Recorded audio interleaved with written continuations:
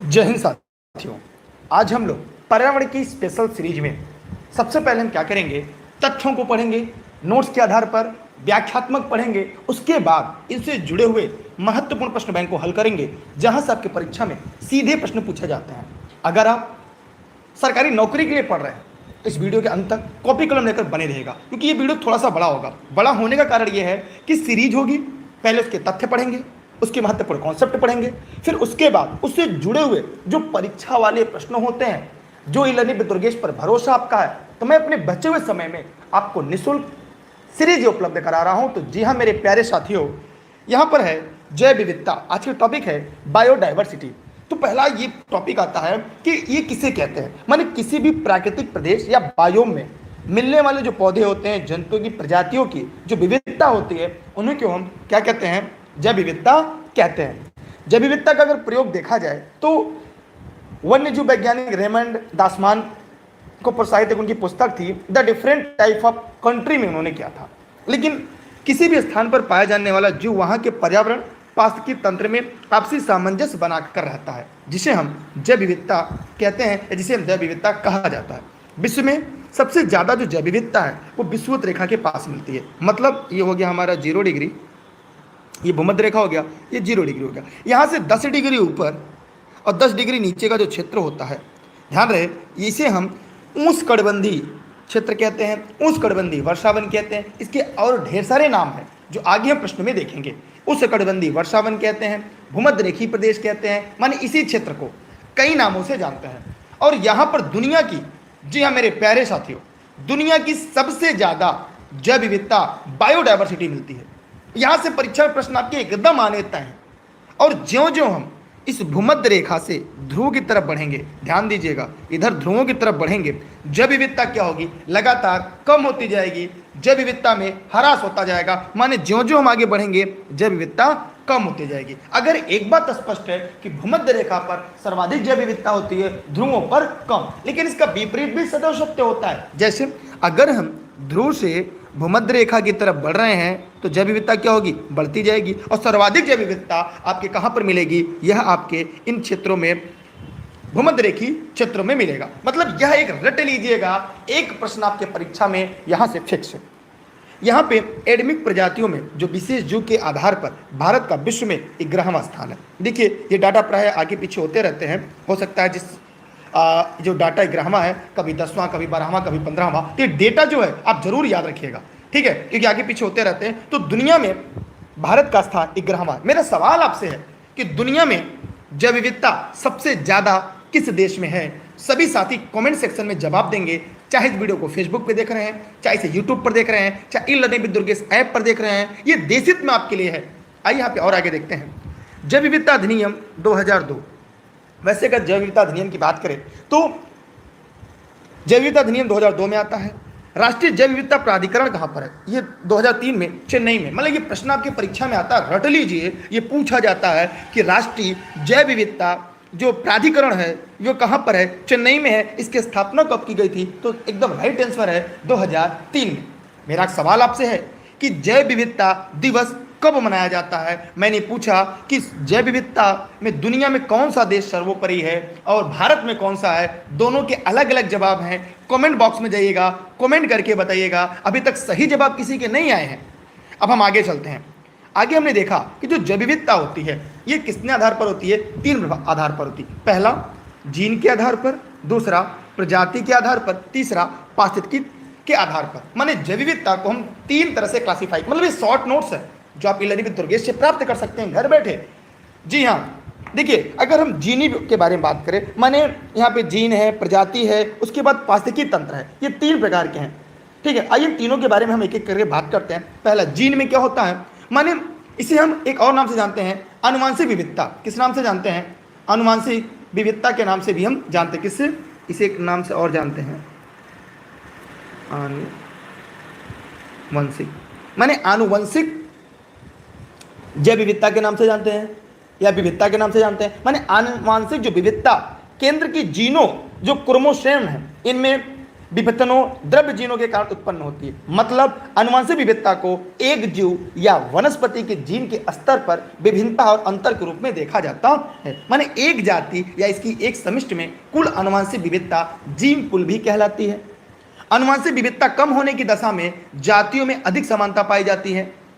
अनुवांशिक विविधता एक जाति के सदस्य पाई जाने वाली जीन संबंधी विविधता है। ये जीवों के स्तर पर होती है। किस स्तर पर? जीवों के स्तर पर होती है। याद रहे, किसके? जीवों के स्तर पर होती हैं। क्योंकि अब की बार एक सीट हमार प्रजाति देखते हैं। प्रजाति विविधता क्या होती है? माने यह विभिन्न जातियों के बीच पाए जाने वाली विविधता है। अगर हम देखें तो भूमध्य रेखीय प्रदेश में प्रजाति विविधता अन्य भौगोलिक प्रदेशों की अपेक्षा अधिक। मतलब अगर यहाँ पर हम देखें, यहाँ पे 0 डिग्री के पास सबसे ज़्यादा आपको मिलता है।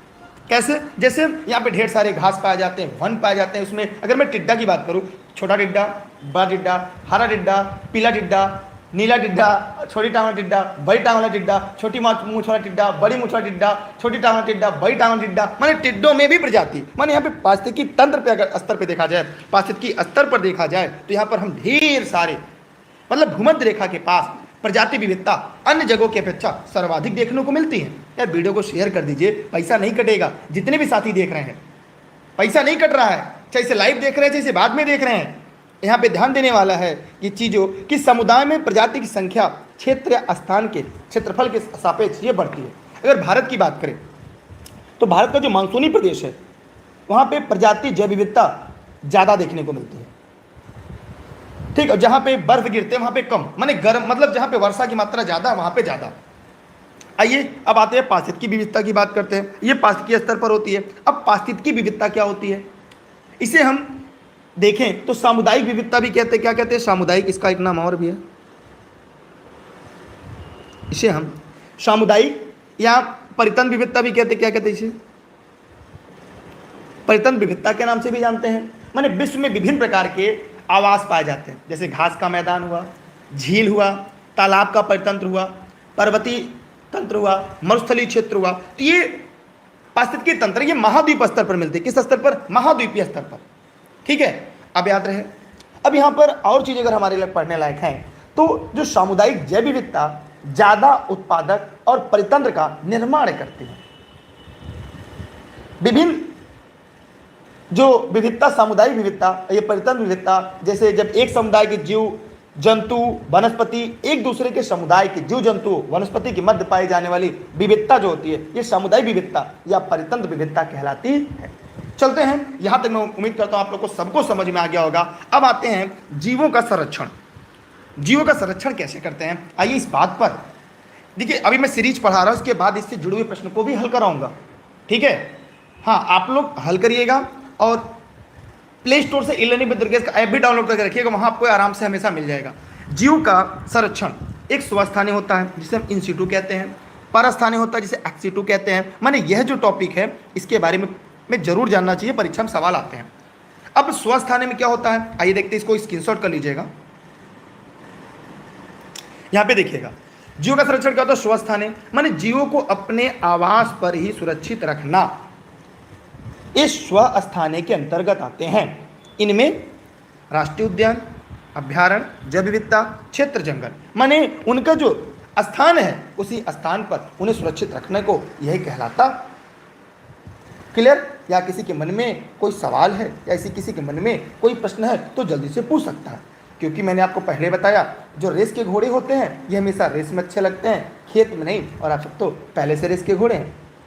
अब यहाँ पे अगर हम राष्ट्रीय उद्यान की बात करें, इसे हम नेशनल पार्क कहते हैं। माने राष्ट्रीय उद्यान घोषित करने की जो शक्ति होती है ये राज्यों के प्रदान की गई है। ये परितंत्र क्षेत्र में जंतुओं, वनस्पति, भू आकृतियों, जल के जो महत्व होते हैं उनका संरक्षण किया जाना जरूरी है। ऐसे क्षेत्र को राष्ट्रीय उद्यान घोषित किया जाता है। वन्य जीव संरक्षण अधिनियम 1972, वन्य जीव संरक्षण अधिनियम 1972 के प्रावधानों के अनुसार राष्ट्रीय उद्यान राज्य सरकार घोषित करती है। जी हाँ, ये आप लोग जानते रहिएगा। फिर अभ्यारण्य क्या है? अभ्यारण्य के बारे में बताइए आप लोग जल्दी से कमेंट करके। अरे भारत में राष्ट्रीय उद्यान पहला कौन सा था? जिम कॉर्बेट, उत्तराखंड में भारत का पहला राष्ट्रीय उद्यान था। और सबसे बड़ा राष्ट्रीय उद्यान क्या है? किश्तवाड़, जम्मू कश्मीर, लेह जनपद में, अब तो लद्दाख में चला जाएगा। जिम कॉर्बेट का पुराना नाम हेली नेशनल पार्क था। भारत का सबसे छोटा राष्ट्रीय उद्यान साउथ बटन है, अंडमान निकोबार द्वीप में। विश्व का एकमात्र तैरता हुआ राष्ट्रीय उद्यान केबू लामजाओ मणिपुर में है। भारत में कुल 105 है। भारत में देखा जाए कितने हैं? 105 राष्ट्रीय उद्यान है। अब आते हैं वन्य जीव अभ्यारण्य की बात करते हैं, वाइल्ड लाइफ सेंचुरीज की बात करते हैं। मानी कोई ऐसा क्षेत्र जहाँ पे पर्याप्त जैविक, भू आकृति, जीव जंतु, वनस्पतियाँ इनकी बहुलता में राज्य सरकार अन्य जीव अभ्यारण्य, जो वन्य जीव अभ्यारण्य है, वो घोषित कर सकती है। भारत में अगर देखा जाए तो जो वन्य जीव अभ्यारण्य है इनकी संख्या 532 है। कितनी है? 532 है। अब जैव विविधता की बात करते हैं। तो ये जैव विविधता, इसे बायोस्फीयर रिजर्व भी कहते हैं।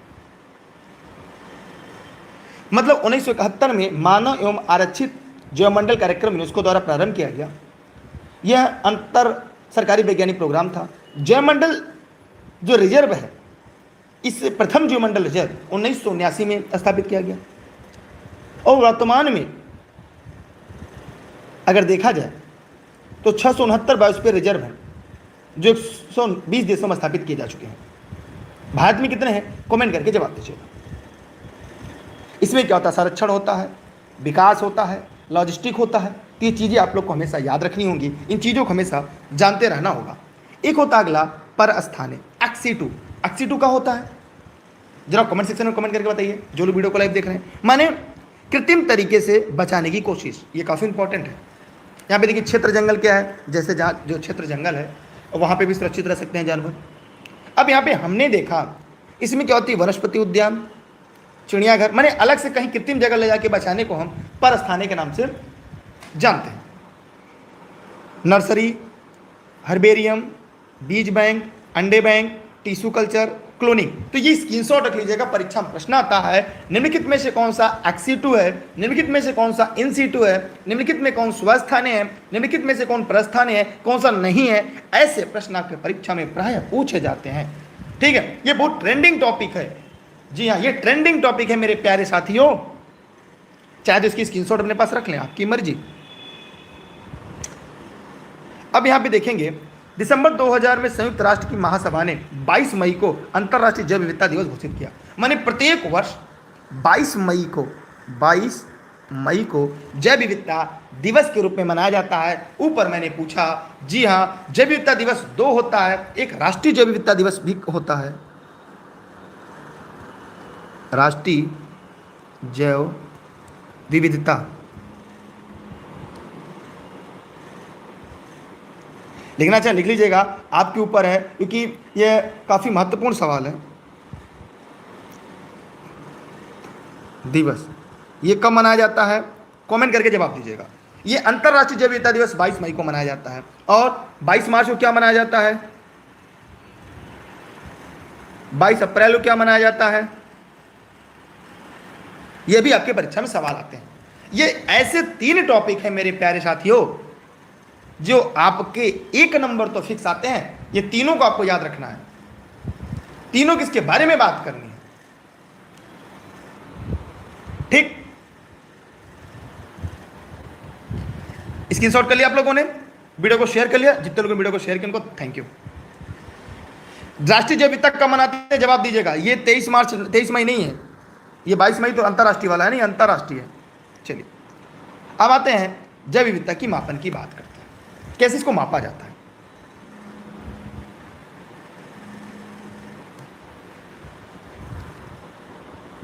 बार बात जैव विविधता मापन, इसमें alpha,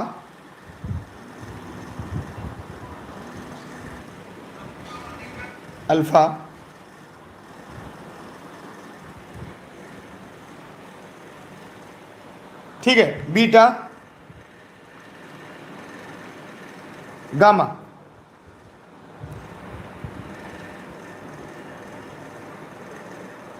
alpha, beta, gamma. Alpha, beta, gamma 3 हो गए। आइए इनके बारे में जान लेते हैं, तीनों क्या क्या चीजें हैं। ये यहां से एक सवाल आपकी परीक्षा, ये लाइव क्लास चल रही है आपकी, हाँ, इसे बाद में भी देख सकते हैं, आपकी मर्जी है।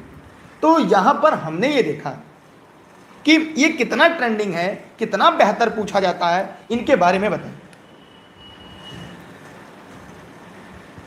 देखिए इसमें है जैव विविधता क्षेत्र, ये भी जैव विविधता क्षेत्र, ये भी, मतलब अल्फा बीटा गामा। ये ध्यान दीजिएगा, ये ट्रेंडिंग सवाल है, ये पूछे जाते हैं आपको कहाँ मिलेगा कहाँ नहीं मिलेगा, तो ये नोट्स में मिल जाएंगे लेनिविद दुर्गेश के। मतलब यहाँ पे मैं बताना चाहूंगा अल्फा जैव विविधता क्षेत्र क्या है। किसी क्षेत्र विशेष में प्रजातियों की कुल संख्या उस क्षेत्र की अल्फा विविधता को प्रदर्शित करती है, दिखाती है। अल्फा के मापन से ये पता चलता है कि प्रजातियों की संख्या बढ़ रही है नहीं बढ़ रही है।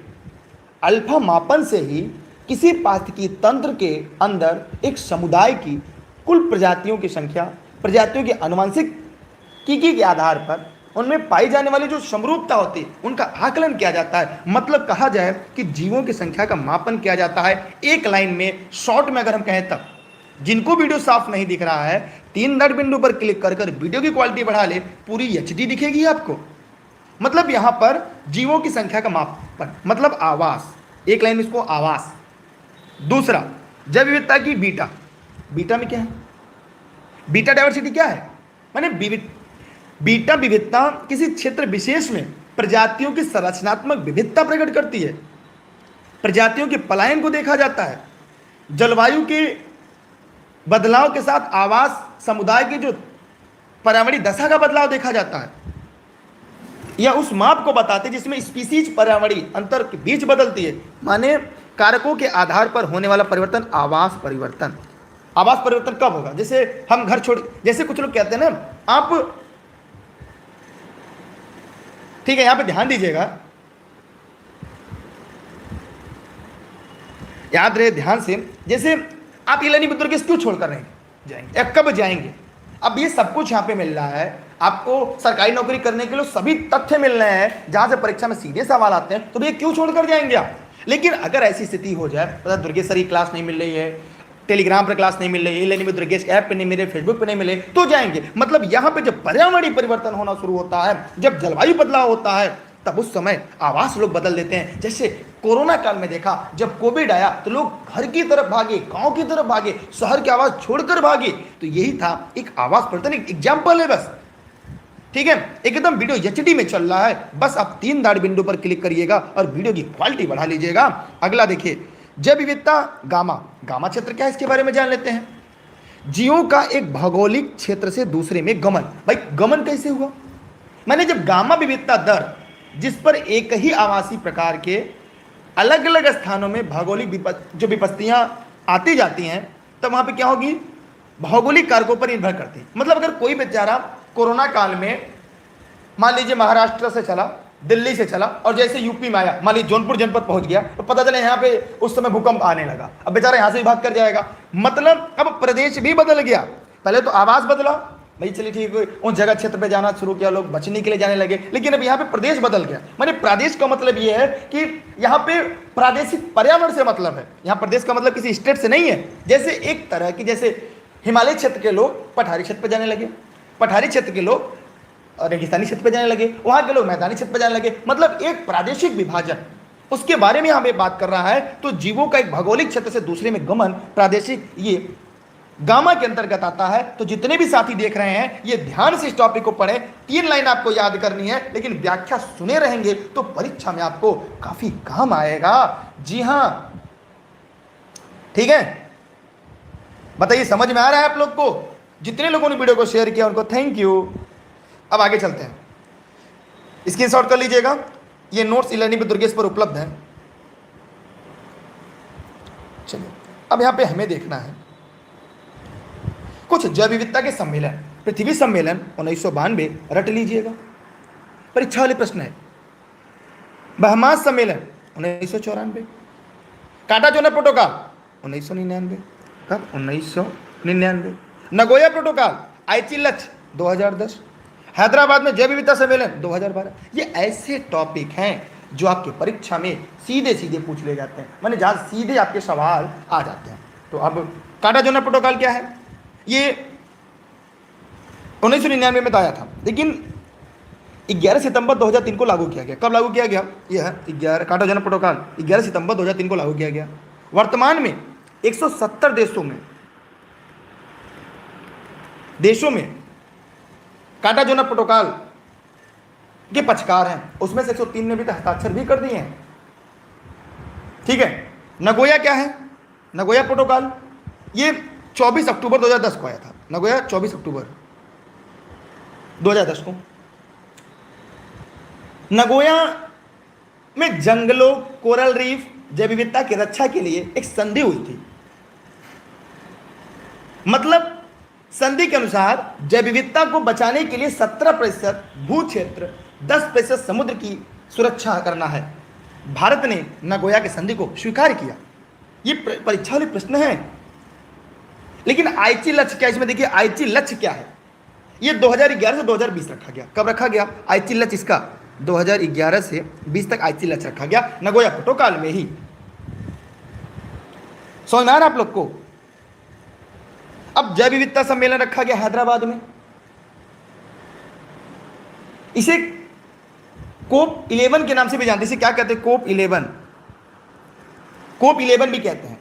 ये 20 अक्टूबर 2012 को, 20 अक्टूबर 2012 को विकासशील देशों के मध्य जो गतिरोध है उसको समाप्त करने के लिए जैव विविधता सम्मेलन संयुक्त राष्ट्र द्वारा हैदराबाद में आयोजित किया गया। तो इस प्रकार हम लोगों ने देखा कि जो आपके परीक्षा वाले सवाल थे वो मैंने पूरी तरह से बताने का प्रयास किया ताकि एक भी टॉपिक छूटने ना पाए। अगर पूछा जाए रामसर आप भूमि संधि कब हुई? 1982 में हुई। ठीक, तो ये सब क्लियर हो रहा है आप लोग का? नहीं हो रहा है? देखिए पृथ्वी सम्मेलन जो हुआ था, ये जैव विविधता संधि जो थी ये 1992 में हुआ था। रियो डी जेनेरियो ब्राजील में हुआ था और 1993 में प्रभावी होता है। ठीक, चलते एक और अगले प्रश्न की तरफ। लेकिन वीडियो को शेयर करिए। अगर आपको लग रहा है कि मैं उन टॉपिकों को पढ़ा रहा हूं जहां से परीक्षा में सवाल आते हैं तो मेरे प्यारे से साथियों वीडियो को शेयर करिए। आपके सिलेबस से पढ़ा रहे हैं, according to syllabus, according to पाठ्यक्रम आपके चल रहे हैं। चलिए, जैव विविधता के ह्रास के कारण क्या है? भाई जैव विविधता क्यों खत्म हो रहा है? भाई जैव विविधता खत्म क्यों हो रहा है बताइए आप लोग। कारण देखिए, मानव जाति और प्राकृतिक, ये दो कारण है। एक मानव जाति कारण है, एक प्राकृतिक कारण है। पहले प्रकृति के कारण। अब जैसे भूकंप आ गया तो क्या होगा? हिमस्खलन, अचानक हिम गिर जाता है, बर्फ, हिमस्खलन माने जो पर्वतों में होता है, बाढ़ आ जाता है। बिहार प्राय बेचारा जूझता है इससे। जलवायु परिवर्तन हो जाए, ये ऐसे प्राकृतिक कारण है जिससे जैव विविधता में लगातार ह्रास देखने को मिलता है। जी हाँ, देखिए नोट्स के लिए आप लोग इस नंबर पर व्हाट्सएप कर लें। ई लर्निंग विद दुर्गेश के ऑफिस का नंबर है। मेरी क्लास निःशुल्क है, देशित में, राष्ट्रित में। ये जौनपुर जनपद से चल रही है और ये मेरे द्वारा फ्री है। मेरे बचे हुए समय पे मैं गेस्ट के रूप में पढ़ा रहा हूँ लर्निंग विद दुर्गेश पे। देखिए अब मानव जाति की तरफ देखते हैं। अब मनुष्य मतलब हम लोग कैसे करते हैं? आर्थिक दोहन। आर्थिक दोहन का मतलब क्या है? अब खनन कर लेते हैं, तेल निकालने के लिए खुदाई कर लेते हैं, माने अपनी आवश्यकताओं के लिए जो हम दोहन करते हैं वो आता है आर्थिक दोहन के अंतर्गत। तो जब दोहन करेंगे तो ह्रास होगा ना जैव विविधता। अब जैसे जंगल सफा हो रहा है, अभी आगे हम लोग देखेंगे। शिकार व तस्करी, शिकार कर रहे हैं जानवरों का शिकार। आपने देखा हो पहले खाल के लिए, दांत के लिए, मांस के लिए जंगली जानवरों का शिकार कर रहे हैं। और जब जंगल खत्म होंगे तो उनकी विविधता भी तो खत्म होगी। अब आवासीय विकास, अब जैसे मनुष्य के आवास बढ़ेंगे। अब देखिए, अब बचपन के 20 साल या 15 साल पहले बचपन में जाइए, आपके घर के आसपास देखिए कितने जंगल थे, हरे भरे थे, लेकिन धीरे धीरे वहाँ कितने मकान बन गए, माने आवास बढ़ रहे हैं। मतलब कह सकते हैं कि लगातार नगरीकरण हो रहा है, औद्योगिकरण हो रहा है, जंगल छोटे होते जा रहे हैं और जैसे आपकी संख्या भी छोटी होती जा रही, कम होती जा रही है। भाई लाइव सेशन चल रहा है ये, चाहे बाद में भी देख रहे हो लाइव जैसा ही लग रहा है आपको। तटीय क्षेत्र का विकास, जो तटवर्ती क्षेत्र थे, जैसे अगर हम बात करें भारत में है, अगर ये जो तटवर्ती क्षेत्र थे यहाँ के अरब सागर के, यहाँ पे भी देख रहे हैं लोग घर बनाना शुरू कर दिए हैं, उद्योग लगाना शुरू कर दिए हैं, नगर बसाना शुरू कर दिए हैं, इनकी भी संख्या तो कम होगी। इसलिए यहाँ पर हमने देखा ये मानव जनित कारण है और ये प्राकृतिक कारण है जिससे जैव विविधता में लगातार ह्रास देखने को मिल रहा है। ठीक है, अब इसकी स्क्रीनशॉट कर लें, तब तक हम पानी पी लेते हैं। ऐसी क्लास अगर यूट्यूब पे मिल जाए तो चैनल को सब्सक्राइब कर दीजिएगा। इसके बाद क्वेश्चन भी कराएंगे, प्रश्न बैंक भी कराएंगे।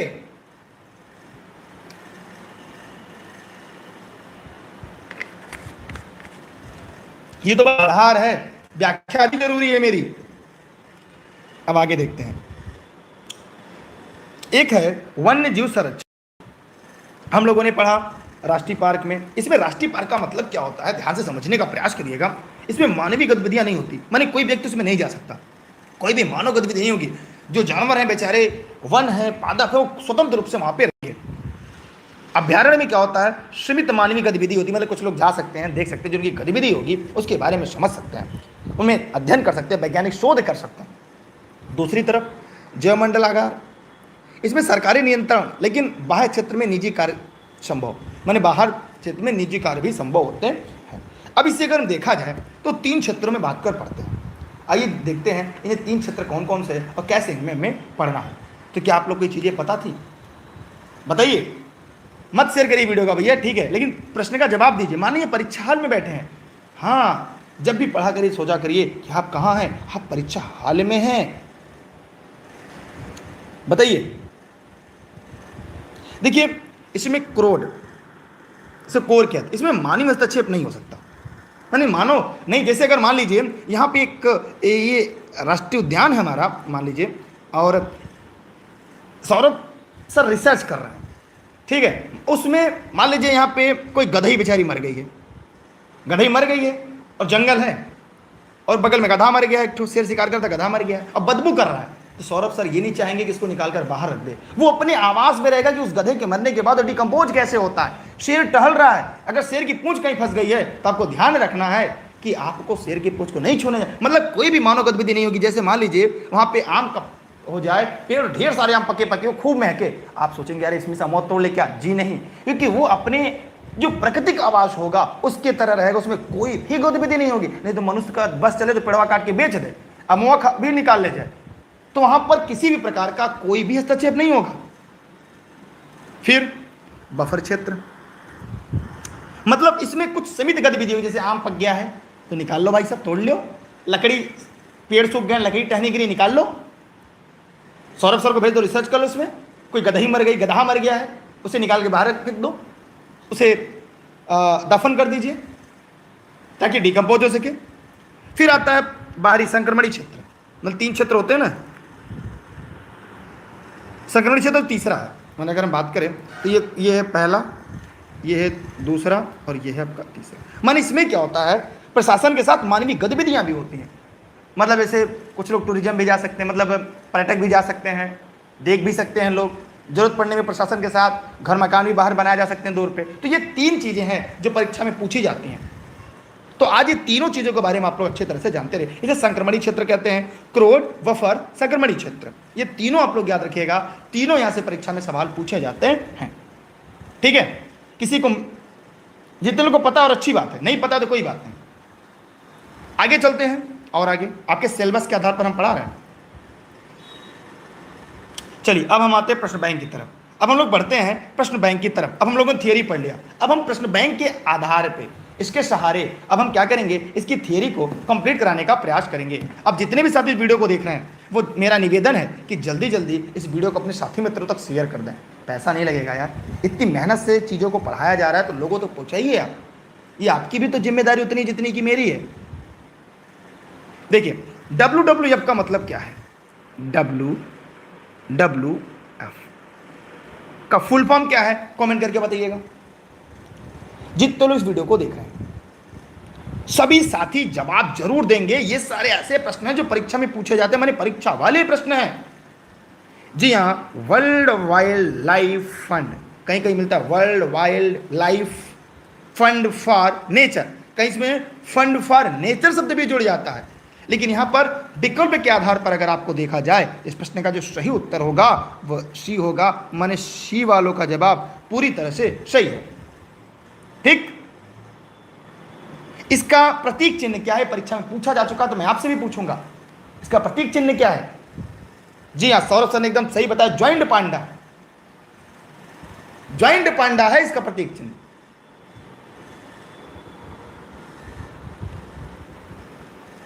अपशिष्ट उत्पादों को खाने वाले जीवों को कहा जाता है मृतक भक्षी, मांस भक्षी, शाक भक्षी, रसायन भक्षी।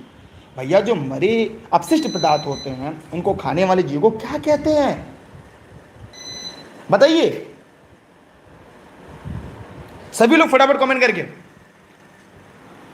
जी हाँ, शाक भक्षी नहीं तो शाकाहारी होंगे, मांस भक्षी मांसाहारी होंगे, लेकिन अपशिष्ट को उन्हें मृतक भक्षी के नाम से जानते हैं। ए वालों के जवाब सही हैं। सोचिए, प्रश्न आपने पढ़ा क्या थियरी, लेकिन जो प्रश्न के आते हैं परीक्षा में इस तरह से सवाल होते हैं भैया।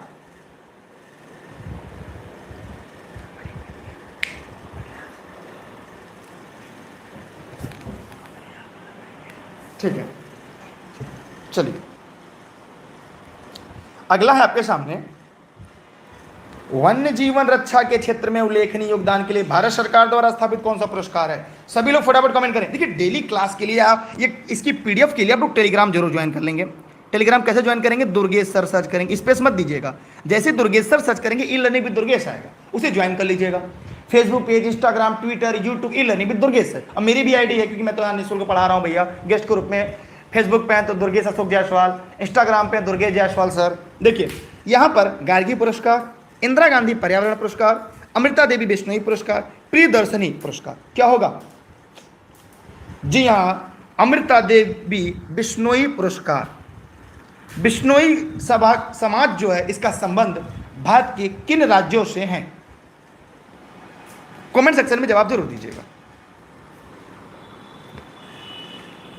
अगला, भारतीय वन संशोधन अधिनियम 2017 में वनों की सूची में निकाल दिए जाने वाला पौधा क्या है? सरकंडा, गन्ना, खजूर, बांस। बताइए जल्दी से कमेंट करके। भारतीय वन संशोधित अधिनियम 2017 में वृक्षों की सूची से निकाल दिए जाने वाला पौधा कौन सा है? पहले सीरीज तथ्य पढ़ेंगे, फिर हम लोग क्या करेंगे, इसके विकल्प सॉल्व कर रहे हैं। यहां पर क्या होगा? सरकंडा है, गन्ना है, बांस है, खजूर को निकाल दिया गया है। इसलिए इस प्रश्न का उत्तर सी। बांस क्या है? घास है ये। यहां पर एक प्रश्न जो का उत्तर जो होगा वो क्या होगा? सी। ठीक है, चलते हैं एक और अगले प्रश्न की तरफ। निम्नलिखित में से किसमें सर्वाधिक जैव विविधता पाई जाती है?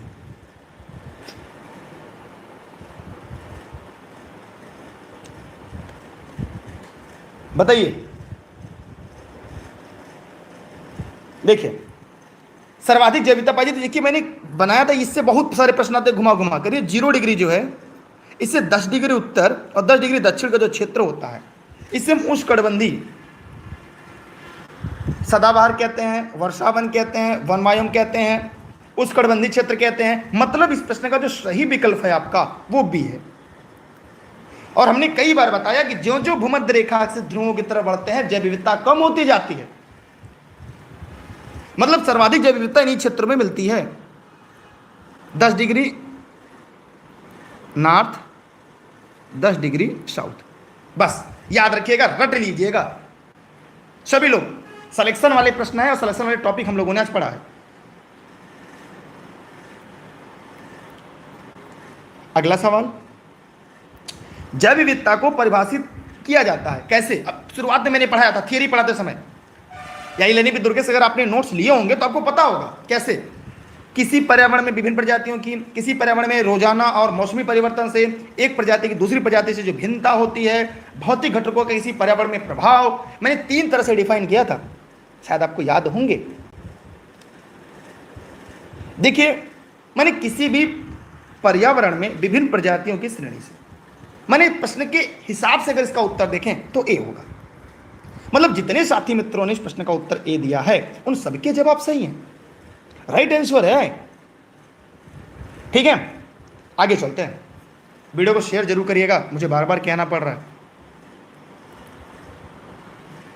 जैव विविधता के मापने के लिए गणितीय सूचकांकों का कौन सा एक स्थानीय स्तर पर किसी समुदाय आवासीय क्षेत्र में माध्य प्रजातियों को विविधता को दर्शाता है? मैंने अल्फा भी पढ़ाया, बीटा भी पढ़ाया, गामा भी पढ़ाया, हमने तीनों पढ़ाया है। अगर आप ये नहीं कह सकते दुर्गेश सर हमें नहीं पढ़ाए हैं, जी हाँ, ये मैंने पढ़ा दिए हैं, ये नोट्स में भी नहीं भी दुर्गेश के है। तो भैया जैव विविधता में गणितीय सूचकांक में एक स्थानीय स्तर पर किसी समुदाय आवासीय क्षेत्र के माध्यम से जो प्रजाति विविधता दर्शाता है वो है आपका अल्फा। क्या है? अल्फा। मतलब इस प्रश्न का उत्तर क्या होगा? ए। ए वालों का जवाब है, मैंने पढ़ाया है आज, अल्फा बीटा गामा। और अब नहीं बता पाएंगे तो कब बताएंगे, क्योंकि अब की बार एक सीट हमार। आगे चलें, स्क्रीनशॉट क्लिक कर लें। जैव विविधता का सबसे महत्वपूर्ण पहलू क्या है? जैव विविधता का सबसे महत्वपूर्ण पहलू क्या है? बताइए कमेंट करके, बताइए जल्दी जल्दी, क्या है? भोजन, औषधि, औद्योगिक उपयोग, पारिस्थितिकी तंत्र का निर्वहन। क्या है बताइए मेरे प्यारे साथियों। ऐसे सरकारी नौकरी करेंगे? सही जवाब बता रहे हैं, बहुत अच्छा लग रहा है। ऐसे ही प्रदर्शन आपको परीक्षा हाल के अंदर करना है। पारिस्थितिकी तंत्र का निर्वहन, माने डी वालों के जो जवाब है ना वो सही है एकदम।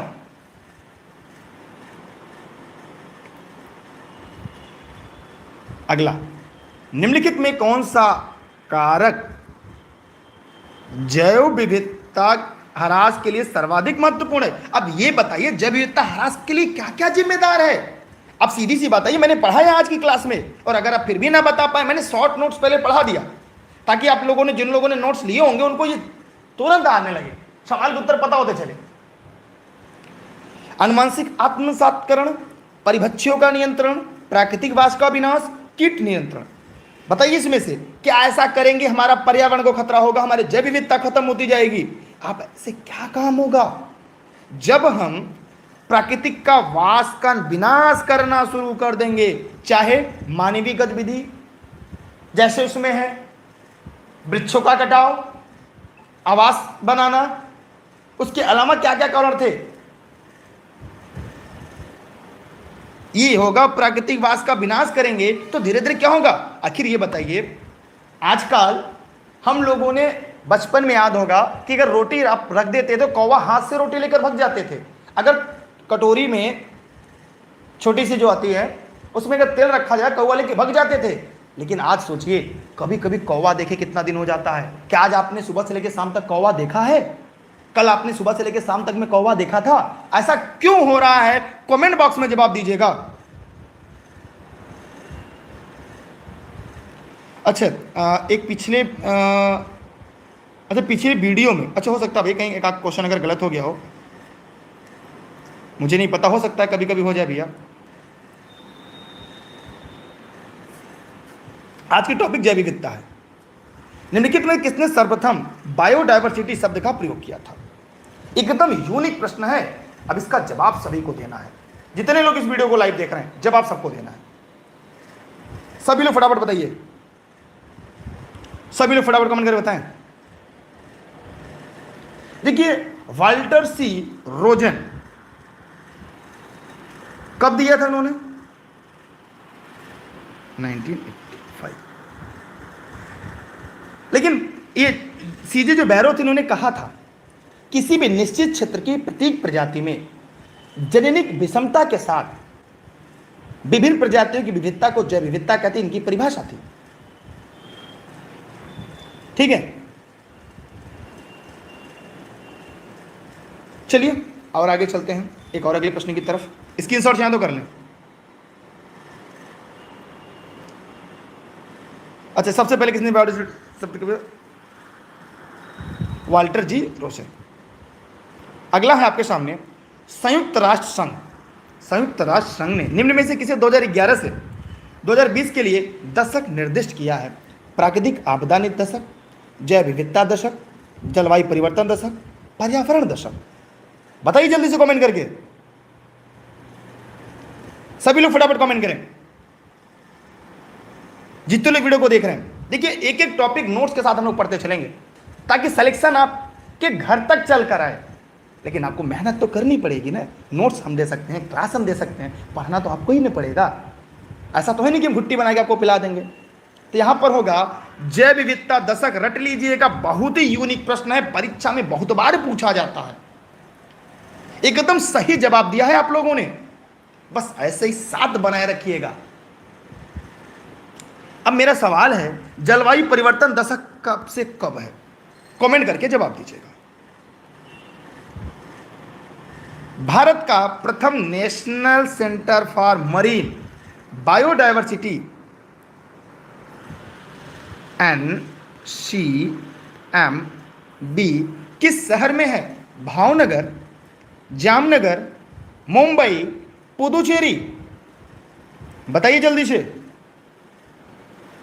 एकदम सही आप लोगों ने बताया, एकदम सही, जामनगर में है। एकदम रट लीजिएगा, ये एवरग्रीन प्रश्न है मेरे प्यारे साथियों। एकदम सही जवाब दिया आप लोगों ने, जामनगर में है। ठीक, स्क्रीनशॉट कर लें। सर्वाधिक जैव विविधता पाई जाती है टुंड्रा, शंकुधारी वन, उष्णकटिबंधीय वर्षा वन, शीतोष्ण वन। देखिए यहां पर हमने बताया, ये हो गया पूरा पृथ्वी माना, ये 0 डिग्री हो गया।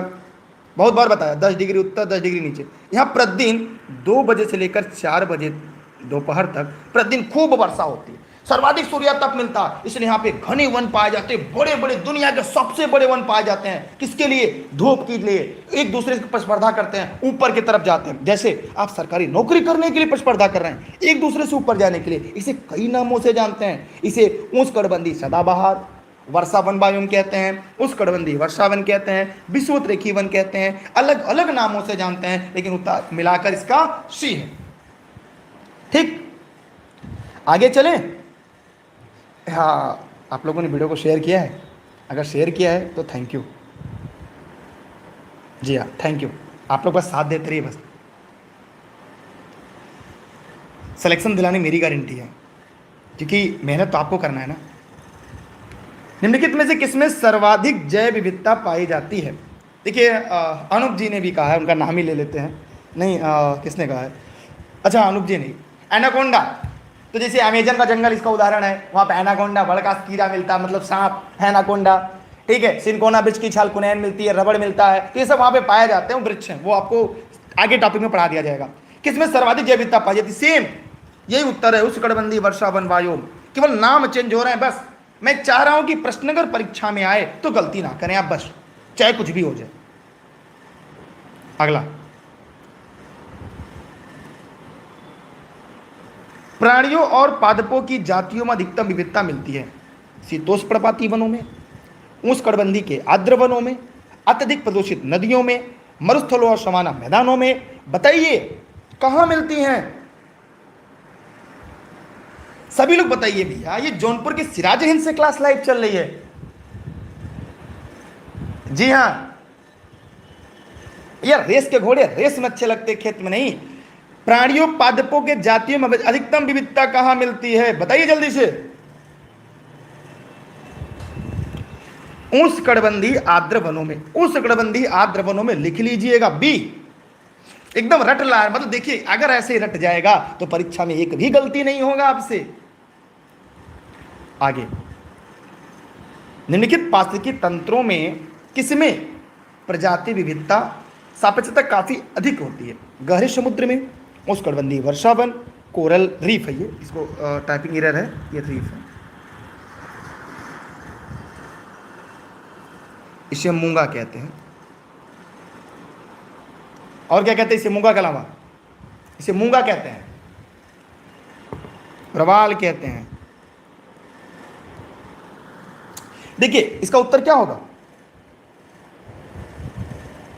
देखिए यहां पर बात में किसी प्रजाति विविधता सापेक्षता काफी अधिक होती है। जैसे कोरल, इसमें दो उत्तर हो सकते हैं, क्योंकि प्राय इसमें अलग अलग किताबों में अलग अलग मिलता है। यहाँ पर कोरल भी होगा, मरुस्थल भी हो सकता है। एग्जैक्ट इसका भी उत्तर नहीं है कि काफ़ी अधिक होती है। अगर काफ़ी अधिक समानता अगर देखा जाए तो कोरल भी है और मरुस्थल भी मिलता है यहाँ पे। आगे इसके बारे में लोग बात करेंगे।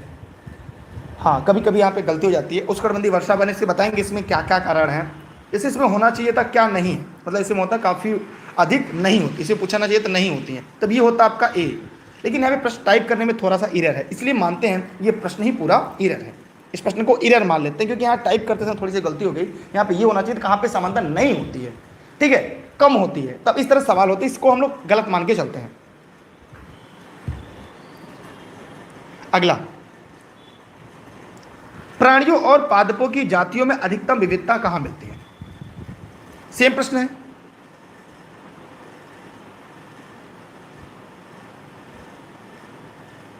बताइए।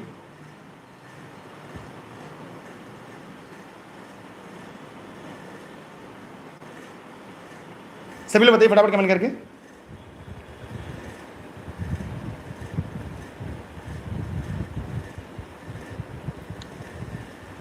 बस यही है, उष्णकटिबंधीय आर्द्र वनों में अधिकतम कहां मिलती है? उष्णकटिबंधीय आर्द्र वनों में। चलिए अगला। अच्छा ये हो गया है। जैव विविधता परिवर्तन होती है, ये बताइए। मैंने अभी बताया, देखिए ये मैंने यहां पे बताया था, ये 0 डिग्री है।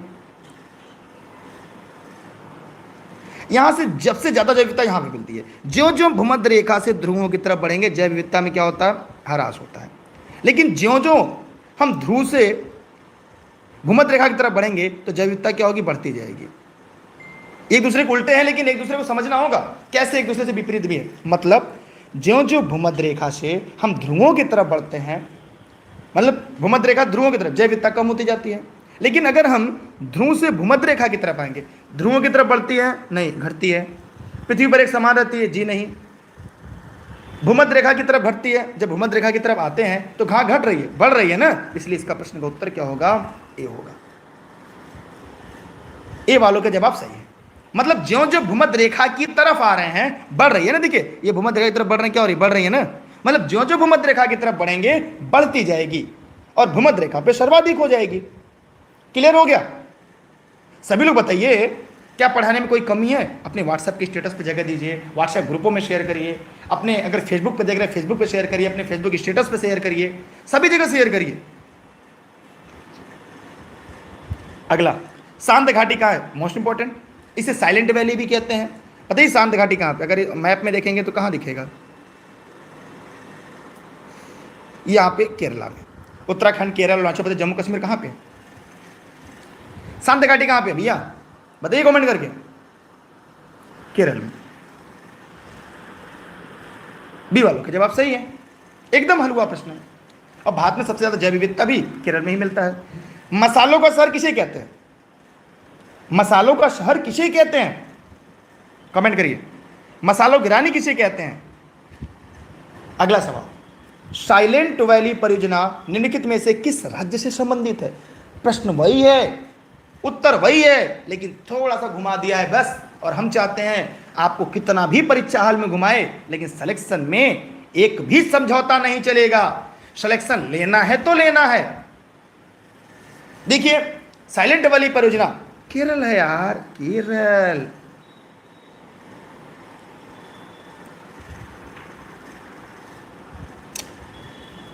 हिमाचल पर्वत प्रदेश जाति विविधता की दृष्टि से अत्यंत समृद्ध है। इस समृद्धि के लिए कौन सा कारक सबसे ज़्यादा उपयुक्त है? तो भैया जवाब दीजिएगा, चाहे इसे फेसबुक पे देख रहे हैं चाहे यूट्यूब पर देख रहे हैं, जवाब देना होगा आपको।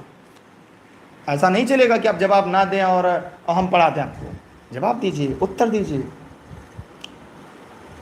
जी हाँ, यहाँ अधिक वर्षा होती है, जो प्रचुर वनस्पति वृद्धि बढ़ता। जी नहीं, बर्फबारी ज़्यादा होती है, ऊंचाई पर है ना, पर्वतीय क्षेत्र है। यह विभिन्न जीव भौगोलिक क्षेत्रों का संगम है। इस क्षेत्र में विदेशज और अतिक्रामक प्रदेश से प्रवेश नहीं करेगा। ये नहीं, जी नहीं। यहाँ पर इस प्रश्न का उत्तर होगा बी। मतलब यहाँ पे विभिन्न जीव भौगोलिक क्षेत्रों का संगम है। मैंने बी वालों के जवाब सही। मैंने जितने लोगों ने इस प्रश्न का उत्तर बी दिया है उन सबके जवाब पूरी तरह से सही है। मैंने बी वालों के राइट आंसर है मेरे प्यारे साथियों। ठीक है, कोई डाउट, कोई सवाल नहीं है ना? फिर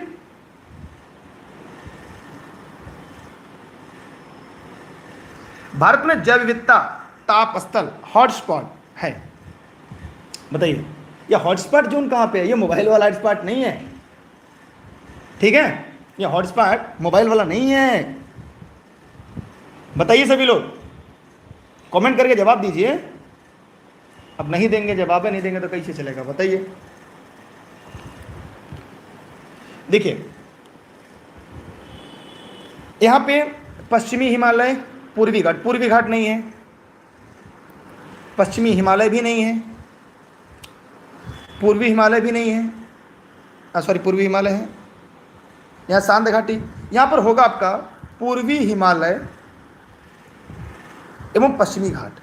और सबसे ज़्यादा अगर पूछेगा तो वेस्टर्न घाट, पूर्वी हिमालय, जो हिमालय का पूर्वी क्षेत्र है। मतलब इस प्रश्न का सही उत्तर क्या होगा? सी। ये रट लीजिएगा, हो सके तो इसकी स्क्रीनशॉट रख लीजिएगा। यहाँ से सवाल आपकी परीक्षा में पूछे जाते हैं और आप गलती भी कर जाते हैं, लेकिन अब की गलती मत करिएगा। क्लास की टाइमिंग डेली यही रहेगी और टेलीग्राम पर आप लोग जुड़े रहिएगा, वहाँ पर इसकी लिंक मिलती रहेगी। भारत में जैव विविधता की दृष्टि से संतृप्त क्षेत्र निम्न में से कौन सा है, जवाब दीजिएगा सभी लोग। देखिए, ऑनलाइन क्लास या घर बैठे नोट्स के लिए इन नंबरों पर व्हाट्सएप करेंगे तो आपको जानकारी मिल जाएगी। देखिए, मेरी क्लास तो निःशुल्क आप यहाँ पढ़ रहे हैं, ये जौनपुर जनपद से चल रही निःशुल्क। और एक ध्यान रहे आप लोग, अगर ई लर्निंग विद दुर्गेश का ऐप नहीं इंस्टॉल किया तो जरूर कर लीजिएगा, और प्ले स्टोर पर है, वहाँ से आपको क्लास भी मिल जाएगी, नोट्स भी मिल जाएगी। और फिर समझ में ना आए इस नंबर पर व्हाट्सएप कर लीजिएगा। देखिए, पूर्वी घाट नहीं, ठीक है,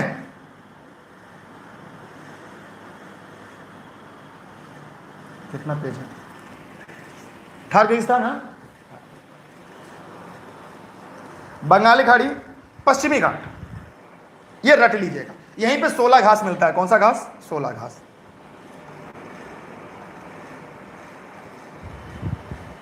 पूछे 16 घास कहां पाया जाता था? यहीं पाया जाता है, पश्चिमी घाट में। ठीक है, क्लियर हुआ सबका? हाँ भैया, जौनपुर में आइएगा, मुलाकात हो जाएगी, शाम के समय ही होगी, जब हम खाली रहेंगे शाम के समय मुलाकात हो जाएगी आप सबसे। ठीक है, चलते आगे। देखिए, जैव विविधता के संदर्भ भारत में निम्नलिखित में कौन सा क्षेत्र हॉटस्पॉट माना जाता है? कौन सा क्षेत्र हॉटस्पॉट माना जाता है? देखिए, मध्य भारत नहीं, गंगा का मैदान नहीं, अंडमान निकोबार द्वीप समूह को भी हॉटस्पॉट जोन माना जाता है। भारत में कुल कितने हॉटस्पॉट जोन है? नोट्स में लिखा है, वैसे भी बताइए आप। भारत में कुल कितने हॉटस्पॉट जोन है, कौन कौन है? ए वालों का जवाब सही है। जितने लोगों ने इस प्रश्न का उत्तर ये बताया है उन सबके जवाब सही है। भारत में निम्नलिखित में से कौन सा क्षेत्र जैव विविधता का तप्त स्थल है? गंगा मैदान, पूर्वी घाट नहीं है, सुंदरबन, पश्चिमी घाट, पश्चिमी घाट। खाली प्रश्न का उत्तर वही है, थोड़ा सा खाली ऊपर नीचे हुआ है। पूर्वी घाट होता ही नहीं, गंगा का मैदान नहीं है, पश्चिमी हिमालय नहीं है। ये सब बहकाने के लिए आपको आएंगे परीक्षा में। मैं इसलिए करा दे रहा हूं, इतनी प्रैक्टिस करा दे रहा हूं आपको ना, कि जैव विविधता सवाल गलत ही नहीं होंगे आपके। बात मानिए मेरी।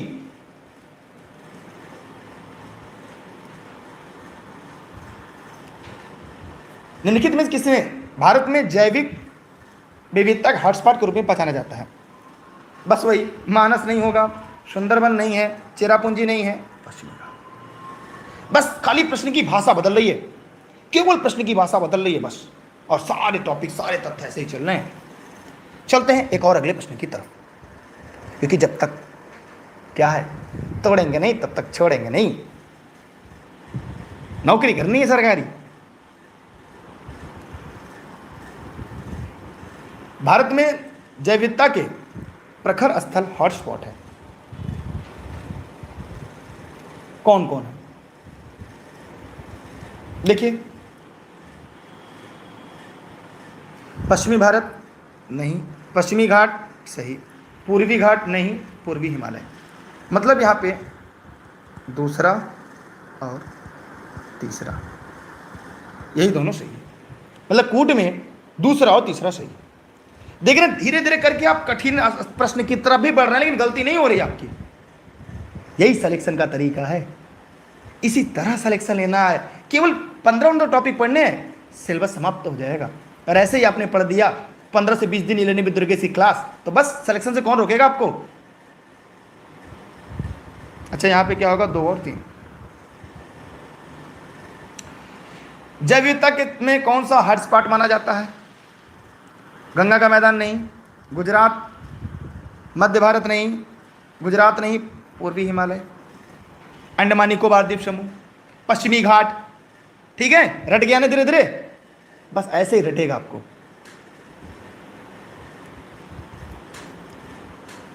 पर्यावरण के संदर्भ में भारत में पाए जाने वाले हॉटस्पॉट हैं, कहां कहां है, कौन कौन क्षेत्र है? कमेंट करिएगा। पूर्वी घाट नहीं, पूर्वी घाट नहीं,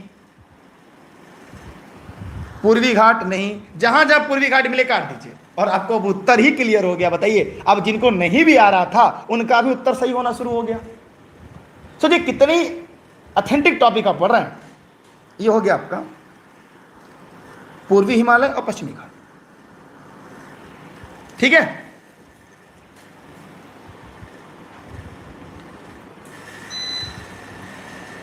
आगे, भारत में निम्नलिखित क्षेत्रों में कौन से जैव विविधता की दृष्टि से उत्तेजनशील स्थल माने जाते हैं?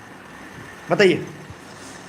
पूर्वी हिमालय, पूर्वी घाट, पश्चिमी घाट, पश्चिमी, माने 1 और 3।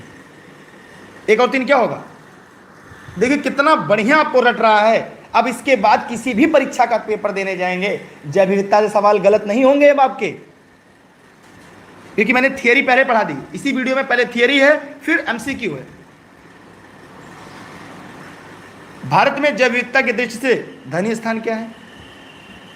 पूर्वी घाट नहीं, थार रेगिस्तान नहीं, बंगाली खाड़ी नहीं, पश्चिमी घाट। एकदम रट जाएगा, सोचिए रट जाएगा मेरी क्लास के बाद। आगे बढ़ते हैं अगले प्रश्न की तरफ।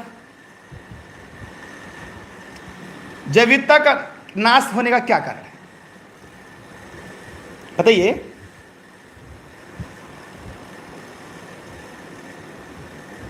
आखिर नाश होने के क्या कारण है? जीवों के प्राकृतिक आवास की कमी हो रही है। भैया आप बचपन में याद करिए, आज के 15 साल पहले आपके घर के आसपास कितने घने जंगल रहा करते थे, झाड़ियां रहा, लेकिन आज बड़े बड़े मकान बन गए। पर्यावरण प्रदूषण, वनों का नाश, मतलब ऑल ऑफ दीज। और जो पर्यावरण का सवाल है और उपयुक्त सभी रहे, 80% सही होता है। जिस प्रश्न का उत्तर नया है, उपयुक्त सभी है, तो अगर निगेटिव मार्किंग नहीं है तो लगा दिया करिए, 80% सही होता है, ऑल ऑफ दीज। ठीक है? क्या आप लोग क्लास समझ में आ रही है? अगर आ रही है तो चलिए एक सवाल पूछते भी। कौन सा एक उत्तराखंड में जैव विविधता के ह्रास का कारण नहीं है? 3 है और 1 नहीं है, मतलब ये नकारात्मक प्रश्न है। कौन सा नहीं है? आज की क्लास पढ़ने के बाद यकीन मानिए आप लर्निंग विद दुर्गेश के जो नए आ रहे हैं ना, वो फैन हो जाएंगे। और टेलीग्राम पर जुड़िएगा जरूर, दुर्गेश सर सर्च करके। नए जिन्होंने अभी तक नहीं जुड़े हैं, टेलीग्राम पे दुर्गेश सर सर्च करके लर्निंग विद दुर्गेश। कौन सा एक उत्तराखंड में जैव विविधता के ह्रास का कारण नहीं है? सड़कों का विस्तार, नगरीकरण, बंजर भूमि का विनाश, कृषि का विस्तार। भैया देखिए, सड़कों का जब विस्तार होगा, नगरीकरण होगा, कृषि का, लेकिन जब बंजर भूमि में वन लगा देंगे, पेड़ लगा देंगे, तब कहां से होगा? इसलिए इस प्रश्न का उत्तर क्या होगा? सी। जो गलत है वही सही है। ध्यान रहे प्रश्न को कैसे पूछा है। अब ऐसे आजकल ट्रेंडिंग सवाल पूछे जाते हैं। जो नए हैं वो स्टार्टिंग से देखेंगे, तभी सबको समझ में आएगा कि मैं क्या पढ़ा रहा हूं, वास्तव में आप पढ़ना क्या चाहते हैं। आज की टॉपिक समाप्त हो जाएगी, जैव विविधता। अगला, निम्नलिखित में कौन एक पारिस्थितिकी तंत्र की जैव विविधता की बढ़ोतरी के लिए उत्तरदायी नहीं है? ये नकारात्मक सवाल है, ध्यान से पढ़िएगा, नहीं वाला जवाब, नहीं तो गलती कर जाएंगे आप परीक्षा हाल में। और प्राय लोग गलती करते हैं। बताइए फटाफट कमेंट करके।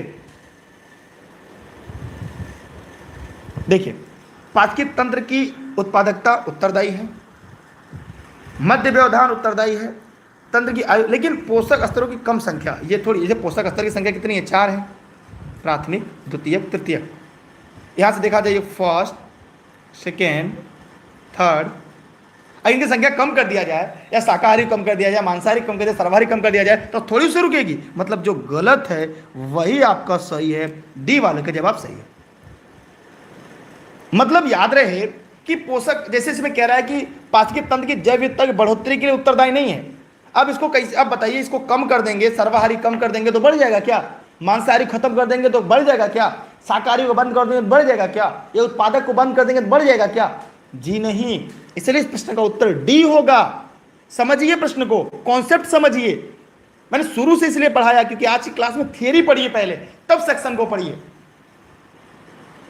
अगला, निम्नलिखित में कौन सी जैव विविधता के संरक्षण के लिए महत्वपूर्ण रणनीति है? जैव मंडल रिजर्व, वनस्पतिक उद्यान, राष्ट्रीय पार्क, जंगली जंतु अभ्यारण्य। बताइए। संरक्षण के लिए मैंने पढ़ा है इन सीटू, एक्स सीटू। तो यहां पर क्या होगा? जैव मंडल रिजर्व, माने कौन सी जैव विविधता के संरक्षण के लिए, जैव विविधता संरक्षण के लिए जैव मंडल। आगे जब जैव मंडल पढ़ेंगे एक अलग टॉपिक में, तब बताएंगे। गलती मत करिएगा, इसलिए मैंने थियरी पहले पढ़ाई है। ए वालों के जवाब सही है। अगर फेसबुक पे देख रहे हो तो वहां भी तो शेयर कर सकते हैं।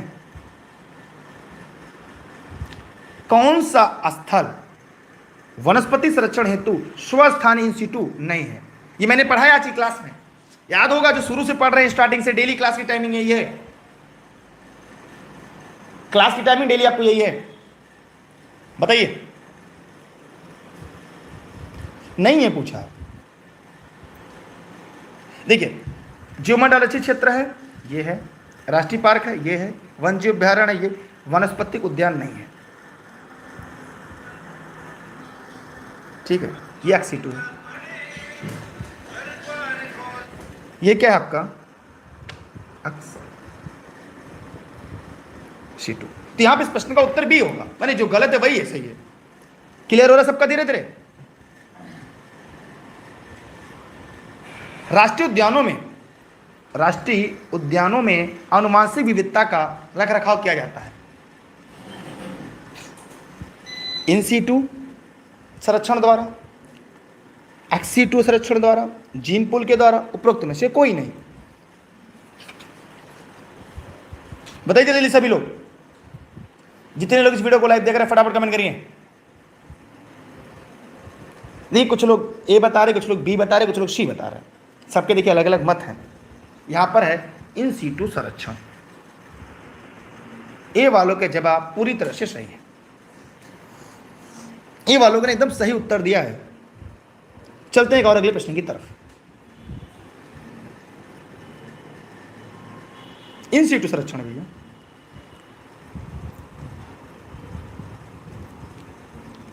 अगला, निम्नलिखित में क्रायोबैंक एक्सी2 संरक्षण के लिए कौन सी गैस सामान्यतः प्रयोग होती है? Nitrogen, oxygen, carbon dioxide, methane. Methane को CH4 मार्स गैस कहते हैं। दलदली क्षेत्रों से, धानी खेत से जब पशु जुगाली करते हैं, carbon dioxide CO2, O2, nitrogen. ये वायुमंडल में 78.08% है। ये आपका 20.95 लगभग 21% है। ये आपका 0.03% है। तो ये वायुमंडल में इन दोनों को मिला के अकेले ये 99% लगभग हो जाती है। ठीक, तो यहां पर इस प्रश्न का उत्तर क्या है, कमेंट सेक्शन में जवाब दीजिए। मैंने बताया पहले से हम उन तथ्यों को पढ़ाएंगे जहां से आपकी परीक्षा में सीधे सवाल आते हैं। जी एकदम सही आप लोगों ने बताया, एकदम सही आप लोगों ने बताया है, ए नाइट्रोजन। क्रायोबैंक एक्सी2 संरक्षण के लिए नाइट्रोजन गैस का प्रयोग किया जाता है। और जो पेड़ पौधे वायुमंडल से नाइट्रोजन नहीं ले पाते, जमीन से नहीं ले पाते, वो कीड़भच्ची पैदे होते हैं पौधे। कीड़भच्ची पौधे का नाम बताइए। ये परीक्षा में पूछे जाते हैं, आपकी परीक्षा में पूछे जाते हैं, आपके पाठ्यक्रम में है, आपके सिलेबस में है। हम चलते एक और अगले प्रश्न की तरफ, स्क्रीनशॉट याद कर लें, आपकी मर्जी। जैव विविधता के साथ साथ मनुष्य के परंपरागत जीवन के संरक्षण के लिए सबसे महत्वपूर्ण रणनीति निम्नलिखित में से किस एक की स्थापना करने में निहित है? बताइए जल्दी से कमेंट करके। सभी साथी चाहे से फेसबुक पे देख रहे हैं, चाहे से यूट्यूब पर देख रहे हैं, जहां भी देख रहे हैं बताइए, क्योंकि अब की बार एक सीट हमार। जीवमंडल नीचे, वनस्पतिक उद्यान, राष्ट्रीय उपवन, वन जीव अभ्यारण्य। नहीं बताएंगे? चलिए नहीं बता देता हूं आपको कि मेरा काम ही वही है, सिलेक्शन तक जो ले जाना है आपको। यहां पे है जीवमंडल नीचे रिजर्व। मैंने शुरुआत नहीं बताया था, ऐसे प्रश्न आपके रिपीटेड है, सभी लोगों ने सही बताया, बहुत सारे लोगों ने सही बताया, मैंने कोई गलत ही नहीं बताया है। जीवमंडल आरक्षित परिरक्षण क्षेत्र है घास स्थल के, कृषि उत्पादन, वायुमंडलीय संतुलन, आनुवंशिक भिन्नता, क्या है बताइए? बताइए जल्दी कमेंट करके जवाब दीजिए। सभी लोग फटाफट कमेंट करिए। देखिए यहां पर इस प्रश्न का उत्तर क्या होगा, आनुवंशिक भिन्नता के। अल्फा बीटा गामा मैंने पढ़ाया था, याद होगा आप लोग को, नहीं भूल गए? शुरू से वीडियो देखिएगा, जो अंत में जुड़े हैं वीडियो को शुरू से देखिएगा। अरे 1 घंटे से लंबी क्लास हो चुकी है, ठीक है, शुरू से देखिएगा, सारे कॉन्सेप्ट के जवाब आपको मिलते जाएंगे। निम्न में कौन एक प्रवाल विरंजक का सबसे अधिक प्रभावी कारक है? सागरीय प्रदूषण, सागरों की लवणता में वृद्धि, सागरीय जल के सामान्य तापमान में वृद्धि, रोगों एवं महामारियों का फैलना। बताइए कि परीक्षा में तो ऐसे ही सवाल आते हैं। बताइए सभी लोग फटाफट कमेंट करके। ये डेली क्लास रहेगी अब, जब तक आपका सिलेक्शन ना हो जाए, जब तक आपका चयन ना हो जाए, जब तक आप सरकारी नौकरी ना पा जाए, लेकिन टाइम से आप लोग लाइव आएंगे तब तो। देखिए यहां पर इस प्रश्न का होगा सागरीय जल के सामान्य तापमान में वृद्धि, मतलब इस प्रश्न का सी उत्तर। ये पूछा जाता है प्रश्न, इंपॉर्टेंट सीरीज है। प्रवाल विरंजन का सबसे अधिक प्रभावी कारक सागरीय जल के सामान्य तापमान में वृद्धि से है।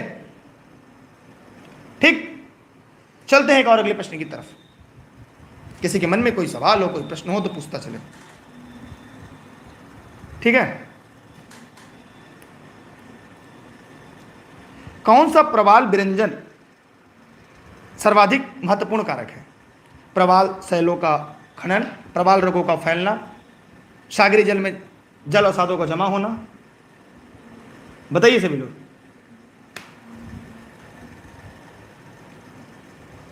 सौरभ सर यहाँ आइए।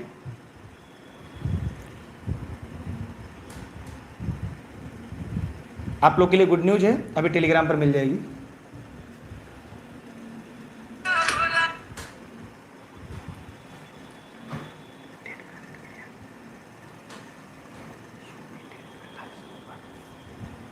अभी रुक जाइएगा। बताइए इसमें क्या है? इस प्रश्न का उत्तर क्या है? निम्न में कौन सर्वाधिक महत्वपूर्ण कारक है?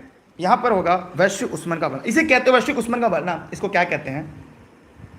देखिए वैश्विक ऊष्मन, देखिए डिस्कस जो है मैंने शुरुआत में कर लिया है, ध्यान से देखिएगा आप लोग। मैंने शुरुआत में थियरी पढ़ाया। इसे प्रवाल क्या होते हैं याद रहे। ये हमारा ये हो गया पृथ्वी, ठीक है। ये माना ये हमारा पृथ्वी है, ये 0 डिग्री हो गया।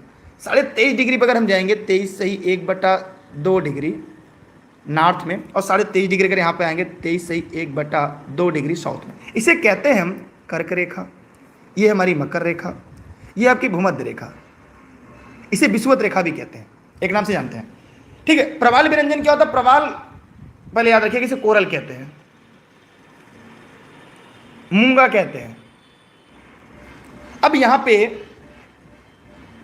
प्रवाल पहले जान लीजिएगा, माने जब प्रवाल के विरंजक कैसे खत्म होंगे, सर्वाधिक महत्वपूर्ण कारक क्या उनके लिए, अगर उनके लिए पूछा जाए कि उनके लिए सर्वाधिक महत्वपूर्ण कारक क्या है, तो यहां पर याद रहे वैश्विक ऊष्मन, माने पृथ्वी का वैश्विक तापक्रम बढ़ना। ये क्या है?